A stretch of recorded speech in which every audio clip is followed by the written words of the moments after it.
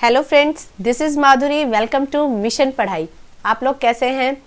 मैं हमेशा की तरह यही उम्मीद करती हूँ आप लोग बहुत बहुत बहुत अच्छे होंगे और अपनी पढ़ाई हमेशा की तरह बहुत अच्छे से कर रहे होंगे।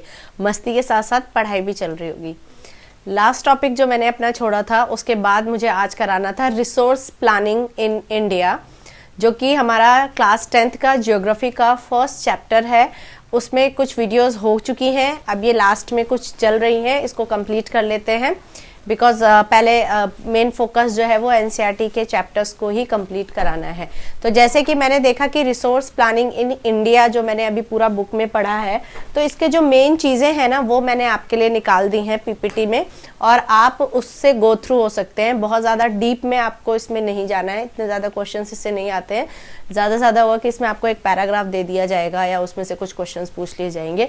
तो जो मेन चीज़ है इम्पॉर्टेंट, उसका कोर जो है आप कह सकते हैं कि इंडिया में रिसोर्स प्लानिंग बेसिकली कैसे होती है। रिसोर्स प्लानिंग अभी तक मैंने आपको लास्ट के चैप्टर्स में ऑलरेडी बता दिया था लास्ट वीडियो में कि रिसोर्स प्लानिंग हम कैसे करेंगे। पहले हम आइडेंटिफाई करेंगे, फिर मैपिंग करेंगे, सर्वे करेंगे, उसके बाद है ना एक प्लान की हमें ज़रूरत होती है।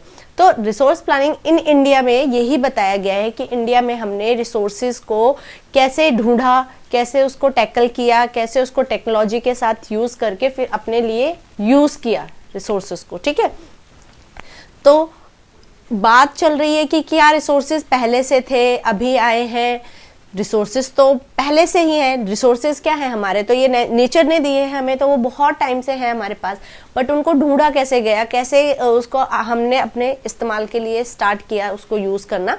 तो अगर बताती हूँ मैं, पहले ये पीपीटीज देख लेते हैं। ठीक है, लेट्स सी। देखो, resource planning in India.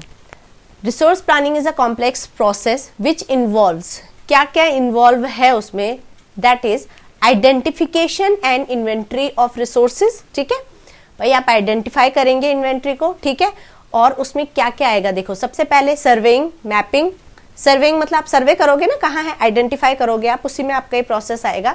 Then आप मैपिंग करोगे कि इस एरिया में है, इतने में हम इस एरिया बेसिकली आ जाएगा मैपिंग में, मैपिंग में कहाँ पर है वो चीज़ें। ठीक है, क्वालिटेटिव, कितनी उसकी क्वालिटी अच्छी है नहीं है, एंड क्वांटिटेटिव मतलब कितनी मात्रा में हमें ये मिला है। तो पहले तो ये हो जाएगा।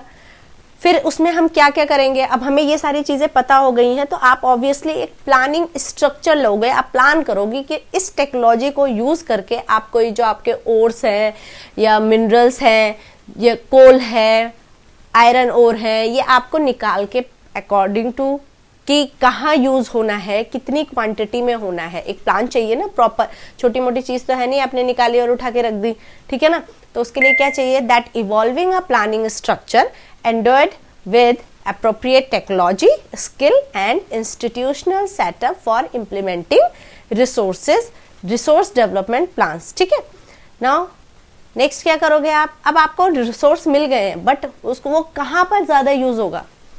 आयरन है तो आयरन अब आप देखो हर जगह यूज़ होता है, विंडोज़ बनती हैं, टेबल में नट्स होते हैं, ऑटोमोबाइल इंडस्ट्री में होता है, तो आयरन हमारा बहुत काम आ रहा है ना। दैट फिर ऐसे हम मिक्स करके जो हम बनाते हैं, ठीक है, एल्युमिनियम बहुत हम यूज़ कर रहे हैं, तो कहाँ पर किस चीज़ का क्या यूज़ है वो भी देखना हमें ज़रूरी है। So matching the resource development plans with overall national development plans, हमने अपने रिसोर्सेज को यूज़ कर रहे हैं और ये हमारे नेशन की डेवलपमेंट में भी काम आ रहा है, ये भी आपको ध्यान रखना है। और ऑब्वियसली जितने भी रिसोर्सेज हम निकाल के यूटिलाइज करेंगे तो वो नेशन की डेवलपमेंट में ऑब्वियसली काम आएंगे। जब मिल्स लगेंगी, माइंस लगेंगी, लोगों को रोजगार मिलेगा, लोगों को काम मिलेगा, लोग पैसा कमाएंगे, और जो प्रोडक्शन हमारा निकल के आएगा वो जगह जगह चीज़ों में यूटिलाइज होगा, उससे और चीज़ें बनेंगी। तो दैट इज़ क्या, डेवलपमेंट हो रहा है ना, ग्रोथ हो रही है ना। तो हमारे जो रिसोर्सेज हैं वो हमारे देश की ओवरऑल डेवलपमेंट में अपना रोल प्ले करते हैं। ठीक है, नाउ इसमें है कि conservation of resources. Conservation of resources क्या समझ रहे हो, कंजर्व मतलब क्या होता है, कंजर्व मतलब होता है सेव करके रखना, है ना। कंजर्व मतलब होता है सेव करके रखना। अब इन रिसोर्सेज को आपको सेव करके रखना भी तो ज़रूरी है, जैसा कि मैं आपको पहले बता चुकी हूँ सस्टेनेबल डेवलपमेंट में कि हमें डेवलपमेंट इस तरीके से करनी चाहिए सो दैट वो हमारी इन फ्यूचर आने वाली जनरेशन के भी काम आ सके। आप कंजर्व क्यों करते हैं? आपको भी इन फ्यूचर ज़रूरत पड़ेगी और लोगों को भी बहुत ज़रूरत पड़ेगी, तो कंजर्व करना, सेव करना बहुत ज़रूरी है। हम कहते हैं कंजर्व इलेक्ट्रिसिटी, सेव इलेक्ट्रिसिटी कहते हैं ना, उसका मेन मतलब भी वही है, कंफ्यूज नहीं होना है कहीं से। कंजर्व वाटर को भी आप क्या करोगे, संरक्षण दोगे, उसको फालतू में वेस्ट नहीं करोगे, ठीक है। तो कंजर्व रिसोर्सेज मतलब आप उसको संभाल के रखिए, ठीक है। अगर आपका अभी काम इतने रिसोर्सेज के डेवलपमेंट में, इतने रिसोर्सेज को निकालने में चल रहा है तो उसको चलने दीजिए। ऐसा नहीं है कि नेचर ने तो हमें बहुत दे दिया है भाई, इतनी लैंड दे दी है, इतने फॉरेस्ट दे दिए हैं, बस उसको काट के प्रोडक्शन करके और अपने जितना मर्जी उतना हम अपने आप को सेटिस्फाई कर लें, चीज़ों से लेके पैसा कमाना है, प्रॉफिट बनाना है, यही सारा मोटो है। नहीं, हमें कंजर्वेशन बहुत ज़्यादा ज़रूरी है रिसोर्सेस का।